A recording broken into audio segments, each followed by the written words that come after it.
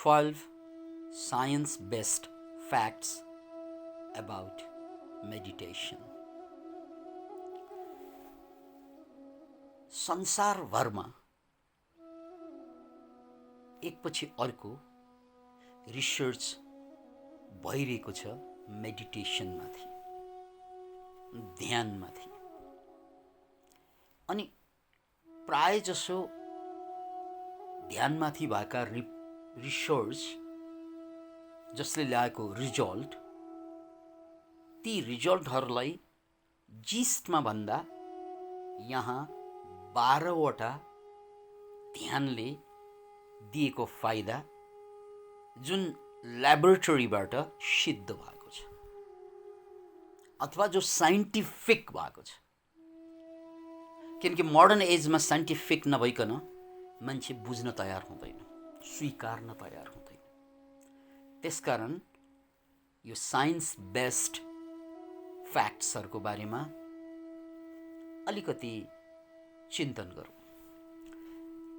Number 1, meditation decrease depression.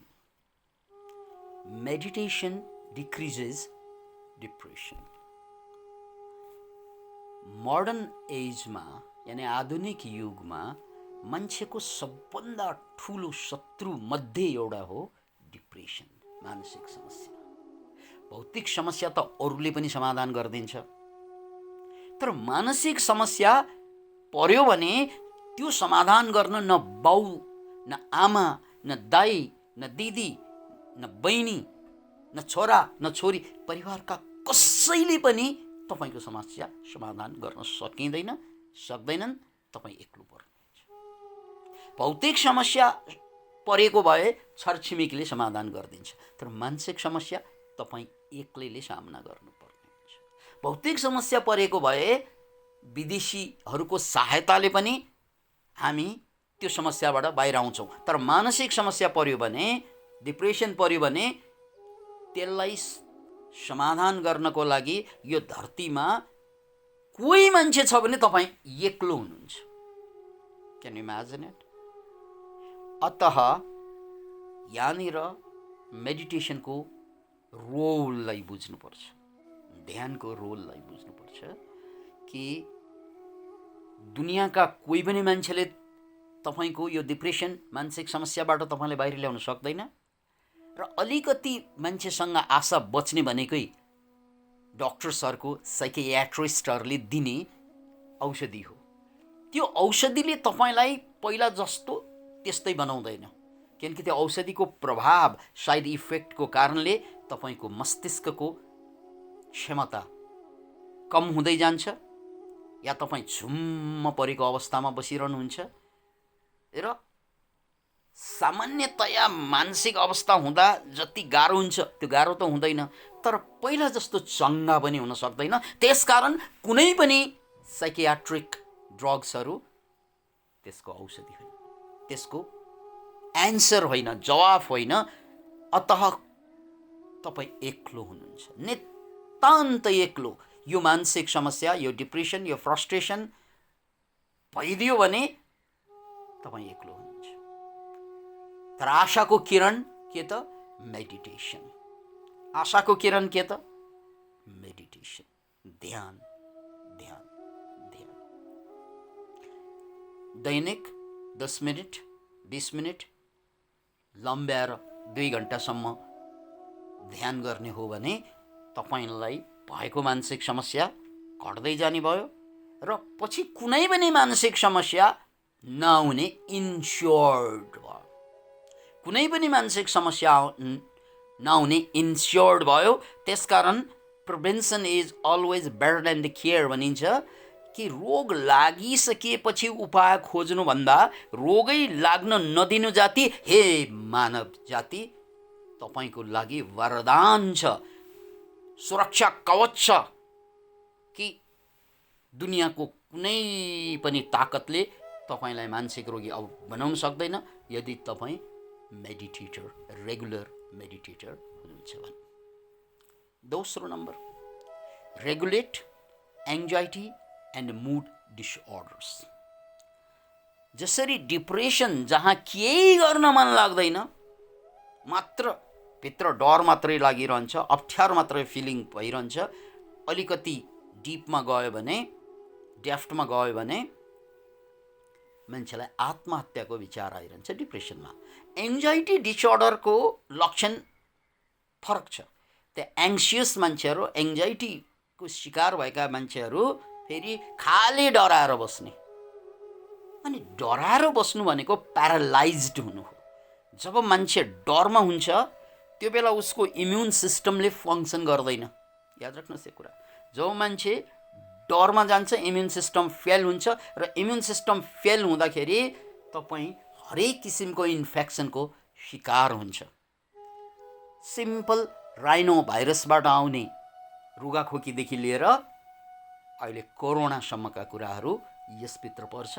त्यसकारण anxiety disorder जसरी depression खतरनाक छ मान्छेको लागि, एङ्जाइटी डिसअर्डर कम खतरनाक छैन।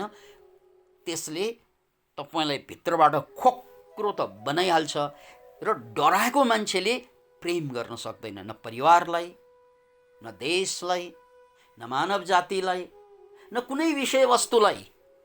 त्यसकारण एक किसिमबाट ऊ निहत्था बन्छ। उसले जीवनमा धेरै राम्रा कुरा उसको चारैतिर देख्दा देख्दै पनि त्यसलाई ग्रहण गर्न सक्दैन, स्वीकार गर्न सक्दैन र अगाडि बढ्न सक्दैन, किनकि डर लागिरहेको हुन्छ।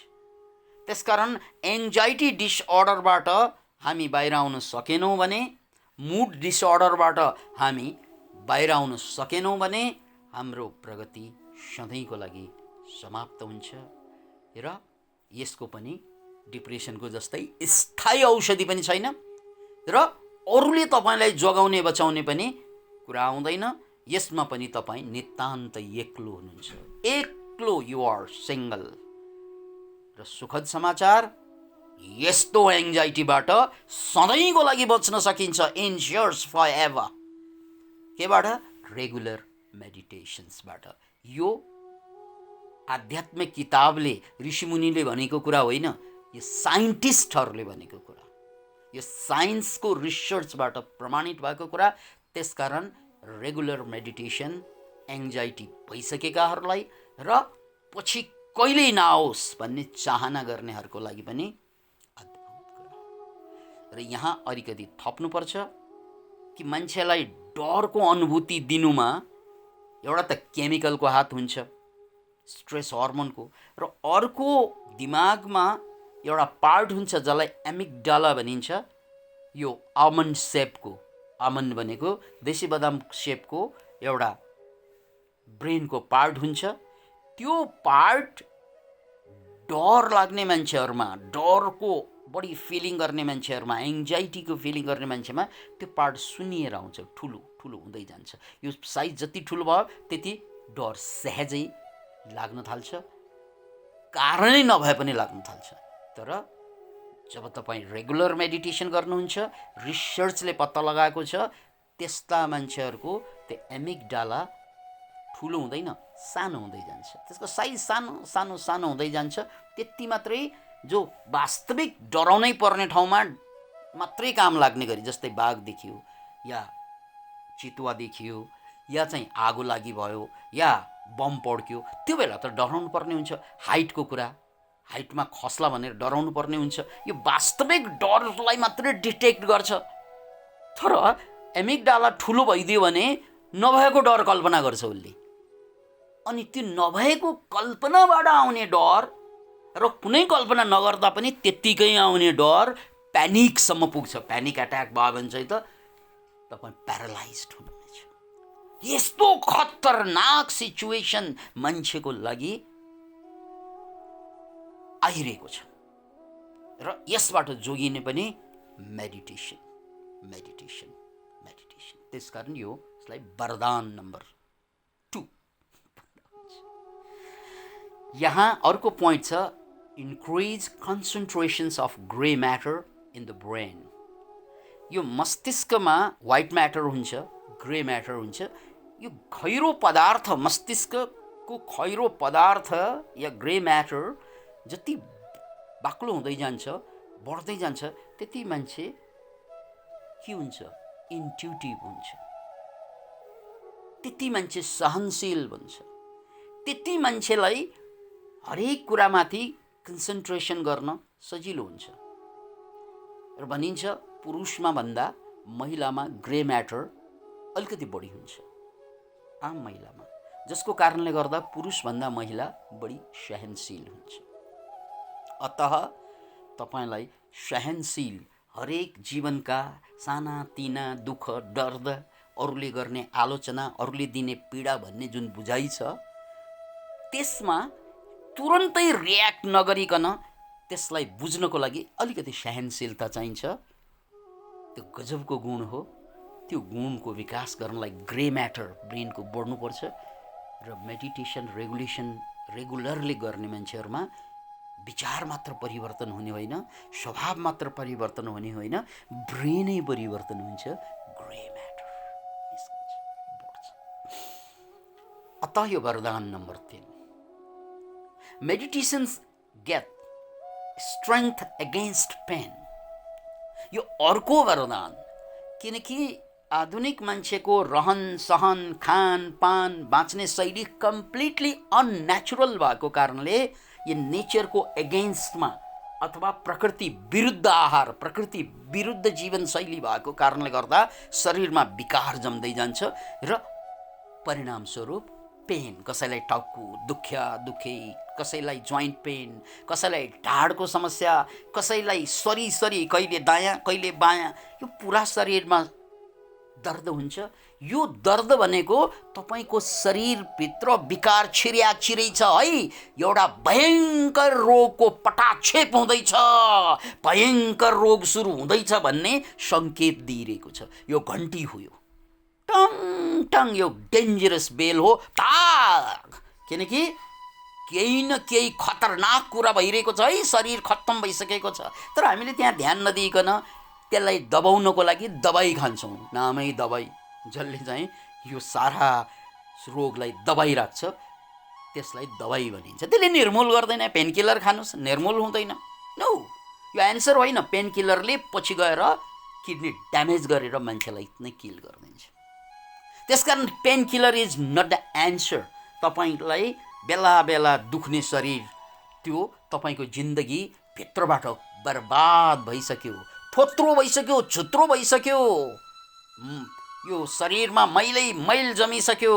लुगा त तपाईँ दिनदिनै धुनुहुन्छ होला, प्रेस गरेर चिटिक्क परेर अरूलाई झुक्याउनुहुन्छ होला, तर भित्रको फोहोर तपाईँले सफा नगरेर अरूलाई कसरी लुगाबाट झुक्या पनि आफैले आफूलाई झुक्याउन सकिँदैन मित्र। किनकि तपाईँ बाहिरबाट झलमल्ल, भित्रबाट अलमल्ल हुनुहुन्छ भन्ने कुराको सङ्केत हो पेन। सो लाइफ त त्यो हो जसमा कुनै पेन हुँदैन। इनकेस भइ नै हाले पनि तुरन्त जान्छ। त्यसबाट जोगाउनको लागि पनि तपाईँलाई यति ताकत बढाइदिन्छ। Meditation gives strength against the pain. यो पनि रिसर्च बेस्ड कुरा हो। चाहे क्यान्सर पेन होस् या हेडेक सिम्पल पेन होस्, यी सारा पेनबाट तपाईँलाई जोगाइराख्नको लागि रेगुलर मेडिटेसनले काम गर्छ। भन्नुहोस् त, यो कति ठुलो वरदान हो। कति ठुलो कुराबाट चुकिरहेको छ मान्छे। अरे यार एसएलसी पास गर्नलाई दिनको 6-6, 7-7 घन्टा स्कुल 10-10 वर्ष गएको हुन्छ, तर हातमा लागि शून्य हुन्छ। Can you imagine it? मान्छे चाहिँ महिनाको 10-20 हजार कमाउनको लागि दिनको 7-7, 8-8 घन्टा घोटिरहेको हुन्छ, तर त्यो पाएर ऊ न शारीरिक रूपमा स्वस्थ न मानसिक रूपमा स्वस्थ हुन्छ। तर दिनको 10 मिनट मेडिटेसनलाई दियो भने यस्ता भयङ्कर भन्दा भयङ्कर तपाईँले कमाएका सारा पैसा गुमाएर पनि प्राप्त नहुने चिज यहाँ 10 मिनटको टाइम सेयरिङबाट बच्न सक्नुहुन्छ। Can you imagine it? हामी कति मूर्ख भइरहेका छौँ आजसम्म। हामी कति बेहोसीमा बाँचिरहेका छौँ, कति मधोसीमा बाँचिरहेका छौँ। Improves attention, focus, and your ability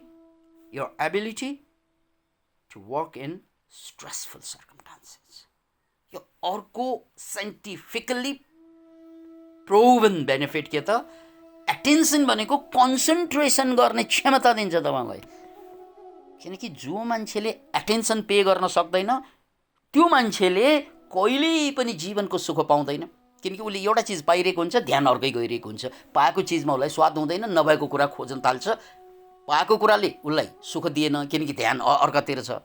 अनि ध्यान जता छ त्यो पाएकै छैन, उसले दुःख दिन्छ। नपाएकोले दुःख दिन्छ, पाएकोमा ध्यान गएकै छैन। त्यसैले मान्छे जिन्दगीभर नपाउँदा पनि दुखी, पाउँदा पनि दुखी। तपाईँले पाएका कति सम्पत्ति छन्, घर परिवार शिक्षा सत्ता सम्पत्ति धेरै छन्, त्यसको स्वाद छैन। अब जे पाइरहेको छैन त्यो त खोजेर बसिरहनु भएको छ। किनकि पाएको चिजले तपाईँलाई स्वाद दिएन। किन दिएन त भन्नाले त्यसले स्वाद नदिने होइन, तपाईँको ध्यान अर्कैतिर गयो क्या। तपाईँसँग जति पैसा छ त्यसबाट धेरै स्वाद लिन सक्थ्यो, तर तपाईँ दुखी हुनुहुन्छ। किन भन्नाले त्योभन्दा बेसी पैसामा तपाईँको ध्यान गइरहेको छ। Can you imagine it? तपाईँको ध्यान त्योभन्दा बढी पैसामा गयो भने जति पैसा छ त्यसको स्वाद कसले लिने? त्यही कुरा बिहेको कुरा, बिहे एका एउटासँग हुन्छ, ध्यान अर्कैतिर गयो भने के हुन्छ तपाईँको हालत? त्यही कुरा शिक्षाको कुरा, जति शिक्षा छ त्यसबाट चाहिँ फाइदा लिने होइन। अनि नभएको मैले पढ्नै पाएन चाल भनेर त भएन। जे छ हो त्यसमा ध्यान दिनुहोस्, त्यसले तपाईँलाई ह्याप्पी बनाउँछ। त्यसको लागि के चाहियो? एटेन्सन। त्यो एटेन्सन कहाँबाट ल्याउने त? पैसाबाट आउँदैन। दाइले दिन्छ दिँदैन, विदेशीले दिन्छ, अमेरिकनले दिन्छ दिँदैन, चाइनाले पठाउँछ पठाउँदैन यार, कसले दिन्छ तपाईँलाई भन्नाले तपाईँको इम्प्रुभ्स एटेन्सन। त्यसको लागि मेडिटेसनले दिन्छ, डिसिप्लिन। त्यसकारण त भनेको पतञ्जलीले अथ योगानुशासनम, हे मूर्खहरू, त्यो डायलग छैन त्यहाँ, मैले थपिदिएको, हे मूर्खहरू ब्राकेटमा, तिमी केमा भट्किरहेको? अथ भनेको अब त ध्यानमा हो। केमा भट्किरहेको? संसारमा शिक्षा सत्ता सम्पत्ति के खोज्यौ, के खोज्यौ, सबै खोज्यौ, त्यसले त तिम्रो जिन्दगीलाई बनाएन। अथ अब आऊ योगमा। योग भनेको फिजिकलको कुरा होइन, मेडिटेसनको कुरा, अन्तरयात्राको कुरा। अत it improves attention, focus and your ability to work in stressful circumstances. तपाईँले फोकस गर्न सक्नुभयो भने, तपाईँले फोकस गर्न सक्नुभयो भने के हुन्छ? दुनियाँमा 95% मान्छे, हिजो कार्ल मार्क्सको समयमा पनि त्यही भनिन्थ्यो कि यो राजनैतिक व्यवस्थाको कारणले गर्दा 5% मान्छे मात्रै धनी भए, 95% गरिब भए। त्यसकारण दुनियाँभरका मजदुरहरू हो एक हौँ, गुमाउनको लागि तिमीहरूसँग हातमा हतकडी बाहेक केही पनि छैन, कमाउनको लागि संसार बाँकी छ, अघि बढ। मान्छेले बन्दुक उठाए, लाखौँ मरे, करोडौँ घायल भए, क्रान्ति आयो, परिवर्तन आयो। तर आज त्यो सारा परिवर्तन, राजनैतिक परिवर्तनको बावजुद पनि फेरि पनि 95% मान्छे नै धनी छन्, गरिब छन्, र 5% हाबी छन्। त्यसकारण बाहिरको परिवर्तन त गरेको हो, मरेर मारेर सबै कुरा गरेको हो, तर यो 5 र 95 को रेसियो आज पनि बरकरार किन छ त? त्यसकारण यो राजनेताहरू बलियो भएकोले या शोषकहरू शासकहरू बलियो भएकोले जनता कमजोर भएको होइन, जनता कमजोर भएकोले उनीहरू बलियो भएको हो। उल्टो पाठ हामीले पढेर आयौँ, उल्टो पाठ हामीलाई पढाइयो। हामी निद्रामा चाहिँ त्यही पाठलाई ग्रहण गर्दै अगाडि हिँड्यौँ। त्यसैले मूल कुरा बुझौँ कि जो मान्छे आज सफल छन् दुनियाँमा, त्यो मान्छेसँग कन्सन्ट्रेसन गर्ने पावर छ, यति मात्रै बुझौँ। साइन्टिस्टहरूले डिस्कभरी त्यो कन्सन्ट्रेसनको कारणले गर्छ। यति कन्सन्ट्रेटेड के भनिन्छ, सुनेको छु एकचोटि थोमस एल्वा एडिसन, जसले चिमको आविष्कार गरे, बिजुली बल्बको, उनी बिजुलीको पैसा तिर्नको लागि लाइन बसिरहेका थिए अरे। यो सुनेको कुरा, कतै यो नाम यताउता पर्यो भने हामीलाई सुझाव दिनुहोस्। अनि लाइनमा बस्दाखेरि उनको पालो आयो पैसा तिर्ने। व्हाट्स योर नेम सर भनेर काउन्टरको मान्छेले सोधियो। नामै बिर्सिरहेको, मेरो नाम दायाँ बायाँ हेरिरहेको क्या। किन इमेजिन इट, नामै बिर्सिरहेको। What is your name? त्यतिकैमा दायाँ बायाँ हेर्दाखेरि उसको ठ्याक्कै पछाडि अर्को मान्छे थियो। यसरी उसलाई हेर्छ, oh mister Edison who has discovered light bulb भनेपछि ए मेरो नाम त एडिसन रहेछ। सर एडिसन, अब यसको मतलब कि एडिसन मूर्ख थियो होइन, ऊ अर्कै आइडियामा कन्सन्ट्रेटेड थियो, अर्को एउटा एक्सपेरिमेन्टमा कन्सन्ट्रेटेड थियो, यति कन्सन्ट्रेटेड कि आफ्नो नाम समेत बिर्सने खालको रत जन्मिन्छ यस्ता महापुरुषहरू। त्यसैले पावर कहाँबाट जेनेरेट हुन्छ? कन्सन्ट्रेसनबाट जेनेरेट हुन्छ। याद राख्नुहोस्, अरू मान्छे किन बलियो हुन्छ? म कमजोर भएर। म किन कमजोर भएँ? मैले कन्सन्ट्रेसनै गर्न सक्दैन। यदि मैले कन्सन्ट्रेसन गर्न सकेको भए, मैले जुन जुन विषय पसलमा कन्सन्ट्रेसन गर्न सकेको भए मेरो पसल बढ्थ्यो। यदि मैले एजुकेसनमा कन्सन्ट्रेसन गर्न सकेको भए मेरो एजुकेसनको क्वालिटी बढ्थ्यो। यदि मैले जागिरमा कन्सन्ट्रेसन गर्न सकेको भए मेरो प्रगति फास्ट हुन्थ्यो। मैले जहाँ जहाँ कन्सन्ट्रेसन गर्न सक्छु त्यो बढ्दै जान्छ र कन्सन्ट्रेसन तितर-बितर भयो भने सबै कुराले मेरो साथ छोडेर जान्छ। त्यसकारण मान्छेको सबभन्दा ठुलो धन भनेको पावर अफ कन्सन्ट्रेसन। यसले एम्पावर्ड गराइदिन्छ। दुनियाँमा 95% मान्छे डिस्ट्र्याक्सनमा छ, 5% मान्छे आफ्नो विषयमा कन्सन्ट्रेटेड छ। एक्चुअली हेर्नुहोस् त, आज सबैको हातमा मोबाइल छ, मोबाइल खेलेर बसेका छन्, गेम खेलेर बसेका छन्, युट्युब हेरेर बसेका छन्, च्याट गरेर बसेका छन्। तर जुन मान्छेले त्यो बनाए नि त्यो सिस्टम, उनले दिन रात सारा कुरा छोडेर कन्सन्ट्रेटेड भएर बनाएको थियो। अनि खेल्ने मान्छेहरूले त्यहाँ कन्सन्ट्रेट भएर खेल्दैन। एउटा चिज खेल्छ, त्यसलाई बोर लाग्छ, अर्कोमा जान्छ, त्यसलाई बोर लाग्छ, पत्नीसँग बोर हुन्छ, मोबाइलमा आउँछ, मोबाइलसँग बोर हुन्छ, पतिमा जान्छ, पतिसँग बोर हुन्छ, छोराछोरीमा आउँछ। ऊ त यति बोर्ड एउटा गर्दा गर्दै बोर हुन्छ, अर्कोमा जान्छ, अर्कोमा बोर हुन्छ, अर्कोमा जान्छ, अनि कहीँबाट केही पनि सिक्दैन उसले। Imagine it. अतः कसले दिन्छ त यो कन्सन्ट्रेसन? तपाईँको नेताले होइन, तपाईँका छरछिमेकका चीन, भारत या त अमेरिका जस्ता राष्ट्रले होइन। कसले दिन्छ? तपाईँको बाउले होइन, तपाईँको दाइले होइन, दाइले भाइले, कसैले पनि होइन, तपाईँको टिचरले होइन, तपाईँ गुरुले होइन। Who is going to give you the power of concentration? It is you. अरूले त सङ्केत दिने हो तपाईँलाई। It is you. अर्को वरदान। सो रेगुलर मेडिटेसन गर्नुहोस्। It helps you to focus. अनि तपाईँले जुन काम गर्नुभयो त्यहीँबाट उठिन्छ। याद राख्नुहोस्, तपाईँ जुन काम गर्नुभयो त्यहीँबाट उठिन्छ। चाहे तपाईँ कलाकार, चाहे तपाईँ आध्यात्मिक, चाहे तपाईँ वैज्ञानिक, कुनै पनि क्षेत्रमा, किनकि इट डिमान्ड्स कन्सन्ट्रेसन। यसले मात्रै तपाईँलाई पावरफुल बनाउँछ। र याद राख्नु, जुन दिनमा तपाईँ शक्तिशाली हुन्छ अरू आफै कमजोर हुँदै जान्छ। अरूलाई निचो देखाउनु पर्दैन, अरूलाई सिध्याउनु पर्दैन, अरूको खुट्टो काटेर साइजमा सानो बनाउनु पर्दैन। All you need it to strengthen yourself. तपाईँ बलियो हुनु भनेको अरू कमजोर हुनु हो, र तपाईँ कमजोर भएर अरू बलियो भइदिन्छ। तर हामीले दोष कसलाई दिइरहेको हुन्छ? फल्नाले मलाई शोषण गर्यो, फल्नाले मलाई गाली गर्यो, फल्नाले हामीलाई ठिचोमिचो गर्यो, यी गर्यो। कसैले पनि केही गर्नुको कारण तपाईँको कमजोरी हो। तपाईँको कमजोरीको फाइदा अरूले उठाएको। So stop grumbling, start working. Jack Ma.